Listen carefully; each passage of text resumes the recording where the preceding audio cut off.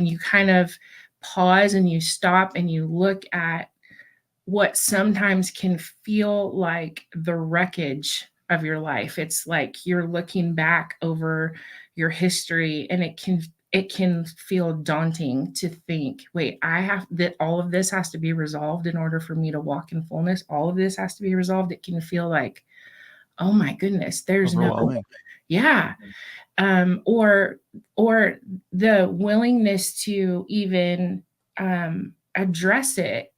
I mean, you can avoid it for a long time. You can spend your whole life, we talked about the trauma responses of the brain. You can spend your whole life in dissociation because you just can't fathom the idea of dealing with or processing through the things you've experienced. And we just want to encourage you today that the Lord has solution, and the enemy would want you to survey the landscape of your life and think, yeah, you're a mess. You're broken. You're not gonna, you can never overcome this.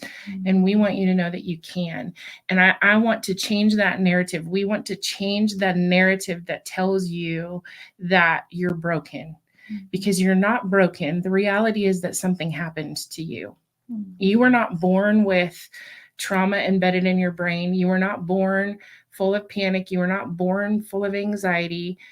The reality of your life is that something happened to you. And the Holy Spirit, here's the good news. The Holy Spirit knows every single detail of every moment that you've experienced. He knows every hair on your head. He knows every moment your heart has endured. He remembers things you don't, about where you've been and what you've lived through.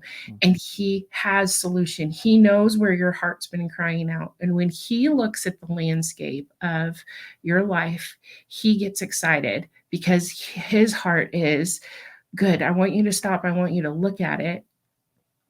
And I want you to increase your faith. And I want to encourage you that I can handle all of this. No amount of the depth of your need is not intimidating to him.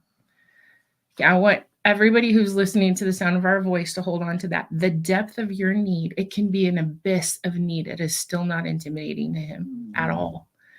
And his heart is John 14:27. And where he says, I leave the gift of peace with you, my peace, not the kind of fragile peace given by the world, my perfect peace.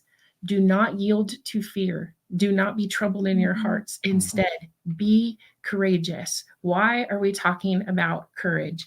Because it takes courage to walk over the threshold of pain.